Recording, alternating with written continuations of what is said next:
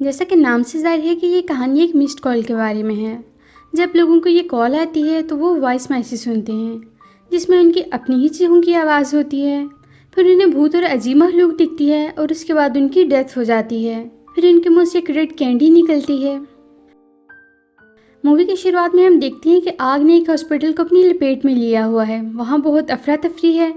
Rescue team वाले एक छोटी बच्ची को रेस्क्यू करते हैं और उससे पूछते हैं कि क्या उसकी मॉम हॉस्पिटल के अंदर हैं, लेकिन वो उन्हें कोई जवाब नहीं देती। इस बच्ची के पेरेंट्स का कुछ पता नहीं होता तो उसे ऑर्फेनेज भेज देते हैं। ऑर्फेनेज में वो बच्चे होते हैं जिनका इस दुनिया में कोई नहीं होता। फिर सीन शिफ्ट होता है शैली नाम की लड़की पर, जो अपने घर में एक तालाब के पास बैठी है और अपनी बिल्ली से बातें कर रही है। वो नोट करती है तालाब से किसी चीज़ की आवाज़ आ रही है। जब वो उठकर तालाब के पास जाती है तो एक हाथ तालाब से निकलकर उसे अंदर खींच लेता है। शैली मर जाती है तो वो हाथ भी गायब हो जाता है। पानी पहले की तरह नॉर्मल हो जाता है। फिर हम पानी में एक रेड कलर की खाने वाली कैंडी देखते हैं। बिल्ली भी शैली को देखने के लिए तालाब के किनारे पर आ जाती है। वो हाथ बिल्ली को भी अंदर खींचकर मार देता है। हम देखते हैं कि कुछ दोस्तों ने एक पार्टी रखी है। वहाँ सब आपस में एक दूसरे के दोस्त हैं। बेथ और लियाना नाम की दोनों लड़कियां रूम में आती हैं और डोर बंद करके शैली की डेथ के बारे में डिस्कस कर रही होती हैं। तभी लियाना के मोबाइल पर शैली के नंबर से कॉल आती है जो कि फ्यूचर टाइम की है। जब कॉल आती है तो रिंगटोन एक लोरी थी। जब रिसीव करती है तो शॉक्ड हो जाती है। उसमें लियाना की चीखने की आवाज़ें थी। वो ये सब देखकर डर जाती है। फिर हम डिटेक्टिव जैक एंड्रयू को देखते हैं जिसे एक मुर्दाखाने में लाया जाता है एक डेड बॉडी को पहचानने के लिए। जब वो कपड़ा हटाता है तो शॉक्ड हो जाता है। ये उसी की बहन की डेड बॉडी थी। जब उसका मुंह खुलता है तो उसके मुंह से रेड कैंडी निकलती है। याद रहे कि इस कॉल, रेड कैंडी और डेथ का आपस में कोई लिंक ज़रूर है। 2 दिन बाद शैली और लियाना क्लास में होती हैं। बैठे बैठे लियाना को अजीब चीज़ें दिखाई देती हैं जो वहाँ नहीं हो रही होती। उसे हेलुसिनेशन होती है।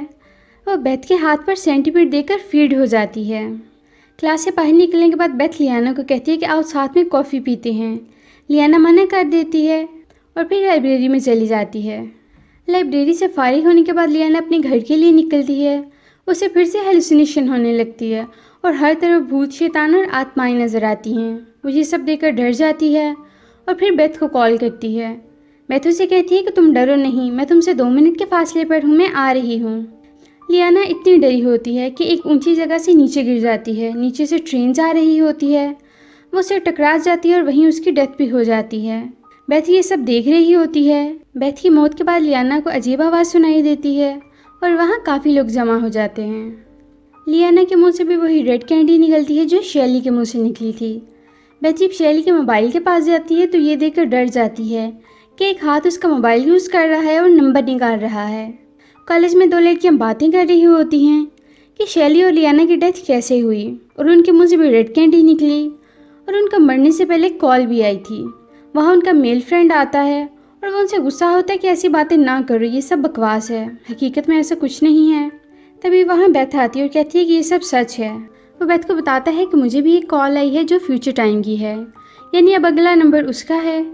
वो बेथ को बताकर चला जाता है। बेथ देखती है कि उसका मोबाइल तो यहीं रह गया है। वो उसके पीछे जाती है और आवाज़ देती है। वो फ़ोन लेने वापस आता है और इस कॉल के बारे में बता ही रहा होता है कि सामने वाली बिल्डिंग में आग लग जाती है। एक रॉड आकर उसके पेट में घुस जाता है और वहीं उसकी डेथ भी हो जाती है। उसकी डेथ के बाद बेथ को फिर से अजीब आवाज़ आती है और स्मेल फ्रेंड के मुंह से भी कैंडी निकलती है। फिर सीन शिफ्ट होता है। बेथ और lady police officer in deaths के बारे में डिस्कस कर रही होती हैं। बेथ पुलिस ऑफिसर को बताती है कि कैसे शैली, लियाना और ब्रायन की डेथ हुई। शैली ने लास्ट कॉल लियाना को की और लियाना ने उसी मेल फ्रेंड को की। मरने वाले के फ़ोन से जिसको लास्ट कॉल जाती है उसी को फ्यूचर टाइम में मरने वाले के फ़ोन से कॉल आती है जिसमें उसी की अपनी चीखों की आवाज़ होती है और फिर उसी की डेथ भी हो जाती है। उनकी डेथ के बाद एक अजीब सी आवाज़ आती है और उनके मुंह से रेड कैंडी भी निकलती है। पुलिस ऑफिसर सारी बात सुनती तो है लेकिन इसे सीरियस नहीं लेती। ये सब कुछ एक कहानी समझती है। वहाँ एक डिटेक्टिव भी बैठा होता है जिसका नाम जैक एंड्रयू है। वो बेथ की सारी बातें गौर से सुनता है। बेथ जब वहाँ से जाने लगती है तो जैक बेथ के पास आता है और कहता है कि मेरी बहन की डेथ भी इसी तरह हुई। वो हॉस्पिटल में नर्स थी और मरने के बाद उसके मुंह से भी रेड कैंडी निकली। उसके 2 दिन बाद शैली की डेथ हुई। वो उसे अपना कार्ड देता है और कहता है कि अगर कोई हेल्प चाहिए तो बताना। वो ये भी बताता है कि मैं सबके फ़ोन कॉल्स का डाटा इकट्ठा कर रहा हूँ बेथ जब वापस अपने रूम में आती है तो देखती है कि उसकी रूममेट घबराई हुई है। बेथ उससे पूछती है कि क्या हुआ है। वो बताती है कि मेरे फ़ोन पर भी वही कॉल आई है और अब मेरी बारी है मरने की, लेकिन मैं मरना नहीं चाहती। बेथ उसे समझाती है कि ऐसा कुछ नहीं है, लेकिन वो डरी हुई थी। बेथ उसे काम डाउन करती है और अपनी और उसके फ़ोन की बैटरीज भी निकाल देती है। रात को बेथ की दोस्त के फ़ोन पर फिर से कॉल आने लगती है।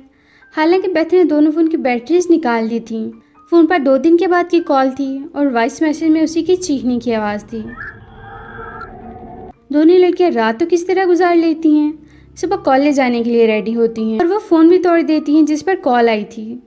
वो घर से निकलने लगती हैं तो एक टीवी चैनल का एंकर आता है और बेथ की दोस्त को कहता है कि मुझे कहीं से पता चला है कि नेक्स्ट कॉल तुम्हें आई है। मैं तुम्हें ऑफ़र करता हूँ कि तुम हमारे शो में लाइव आओ। हम ये सब सारी दुनिया को दिखाएंगे और किसी तरह तुम्हें भी बचा लेंगे। बेथ मजीद उसकी बातें नहीं सुनती और उसे मना करके अपनी दोस्त को वापस घर ले आती है। बेथ की दोस्त उसे कहती है कि हो सकता है कि वो टीवी एंकर हमारी मदद करे और मैं मरने से बच जाऊं, लेकिन बेथ ने तो उस आदमी को मना कर दिया था। नेक्स्ट डे जब बेथ सुबह उठती है तो देखती है उसकी फ्रेंड रूम में नहीं है। वो उसे ढूंढते हुए बाहर आती है तो देखती है कि डोर पर एक नोट लगा है जिस पर लिखा हुआ है कि बेथ मैं अपने मॉम डैड के पास जा रही हूँ। तभी वहाँ डिटेक्टिव आता है बेथ से मिलने के लिए। उसे बताता है कि मैंने सब मरने वालों के फ़ोन का डाटा इकट्ठा किया है और मुझे पता चला है कि मेरी बहन को एक लेडी ने कॉल की जो बीमार थी। फिर मेरी बहन की डेथ हुई और उसके फ़ोन से लास्ट कॉल शैली को की गई जो उसके मरने के बाद फ्यूचर टाइम में की गई थी। शैली ने कॉल उसी मेल फ्रेंड को की और उसने तुम्हारी रूममेट को की है। जिसको लास्ट कॉल की जाती है उसकी डेथ हो जाती है। वो उसे कहता है कि मैं उसी लेडी के घर जा रहा हूँ जो बीमार है, उसने मेरी बहन को कॉल की थी। शायद इस केस में मज़ीद को इन्फॉर्मेशन मिल सके। बेथ भी उसके साथ जाती है। अब उस लेडी के घर पहुंचते हैं लेकिन वहाँ कोई नहीं होता। वो वहाँ की तलाशी लेते हैं तो उन्हें एक सीडी मिलती है। जब उसे ऑन करते हैं तो उसमें एक छोटी बच्ची की रिकॉर्डेड वीडियो थी जो प्ले कर रही थी। ये छोटी बच्ची और एली से बीमार लेडी की 2 बेटियाँ हैं। छोटी बच्ची की प्लेइंग वीडियो एक खुफिया कैमरे से रिकॉर्ड की गई बच्ची पर नज़र रखने के लिए। वह घर में आगे पीछे देखते हैं लेकिन उन्हें ये खुफिया कैमरा नहीं मिलता। डिटेक्टिव एक रूम में जाता है तो उसे वहाँ एक इन्हेलर मिलता है जिसे अस्थमा यानी दमे के मरीज़ यूज़ करते हैं। उन्हें लगता है कि शायद इस घर में कोई दमे का मरीज़ है। डिटेक्टिव इस इन्हेलर को पंप करता है, उसमें से एक अजीब आवाज़ निकलती है।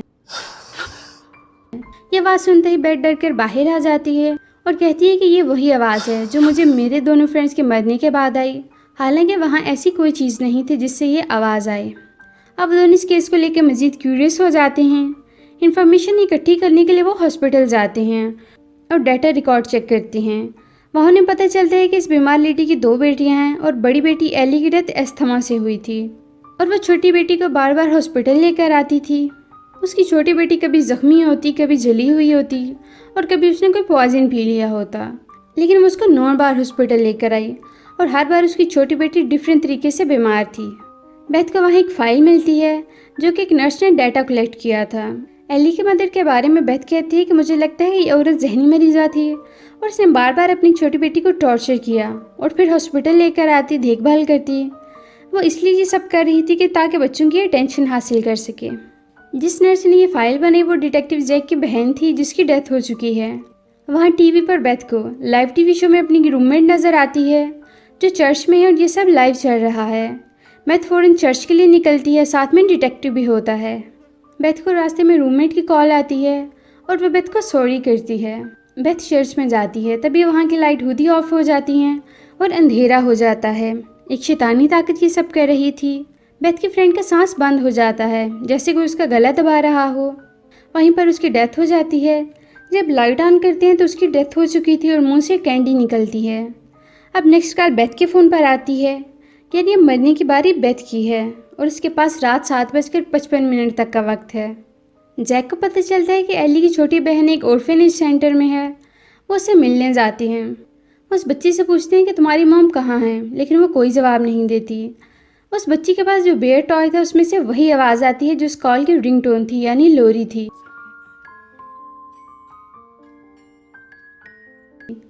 वो ये इग्नोर कर देते हैं। बेथ मज़ीद डाटा इकट्ठे करने जाती है। वो डिटेक्टिव को कॉल करके कहते हैं कि मैं इस हॉस्पिटल में जा रही हूँ जहाँ एली और उसकी छोटी बहन का इलाज हो रहा था, शायद कोई सुराग मिल जाए। बेथ हॉस्पिटल के अंदर जाने लगती है तो आगे और पीछे के दोनों दरवाजे लॉक थे। तभी एक दरवाज़ा खुलता है और वो अंदर चली जाती है। वो अंदर जाती है तो एक शैतानी ताकत उस पर हमला करने लगती है और खींच कर ले जाती है। किसी तरह वो बचकर बाहर की तरफ भागने लगती है, लेकिन डोर लॉक हो जाता है। तब इसे बचाने के लिए डिटेक्टिव आ जाता है। वो शैतानी ताकत उस पर हमला करके उसे भी बाहर फेंक देती है, जिससे वो बेहोश हो जाता है। बेथ वहाँ से भागने की कोशिश करती है। उसे एक वेंटिलेशन चैम्बर नज़र आता है। वो भागते हुए इसके अंदर से गुजरने लगती है तो उसे फ़ोन पर कॉल की आवाज़ आती है और वो देखती है कि वो फ़ोन एक जली हुई डेड बॉडी के हाथ में है। ये सब उसे फ़ोन की वजह से हो रहा था। वो फ़ोन तोड़ देती है तो डेड बॉडी मूव करते हुए बेथ के ऊपर आ जाती है। बेथ उसे कहती है कि मुझे तकलीफ़ ना देना। वो बेथ को कहती है कि मुझे माफ़ कर दो। डिटेक्टिव को होश आ चुका था। वो अंदर आता है और बेथ की हेल्प करता है। तभी वहाँ बाहर पुलिस भी आ चुकी थी। बेथ डिटेक्टिव को कहती है कि मुझे मरने के लिए नहीं बल्कि बचाने के लिए यहाँ बुलाया गया था। उस जली हुई लाश ने मुझे बचाया। डिटेक्टिव एली की छोटी बहन से मिलने जाता है। वो उसका टॉय लेता है तो उसके अंदर से वही खुफिया कैमरा और सीडी थी। जब उसे प्ले करते हैं तो देखते हैं कि एली अपनी छोटी बहन को टॉर्चर करती थी, मारती थी और उसकी मॉम हॉस्पिटल ले जाती थी। एक दिन एली अपनी छोटी बहन का हाथ काट रही थी। उसके मॉम ने देख लिया। गुस्से में उन्होंने एली को रूम में बंद कर दिया और छोटी बेटी को हॉस्पिटल ले गई। एली को अस्थमा था। वो अपनी मॉम को कॉल करती है। इस दौरान उसका सांस बंद हो जाता है और वो मर जाती है। छोटी बच्ची भी ये सब देख रही थी। डिटेक्टिव उससे कहते हैं कि तुमने अपनी मॉम को ये सब क्यों नहीं बताया। तो वह कहती है कि एली मुझे मारने के बाद एक कैंडी देती थी।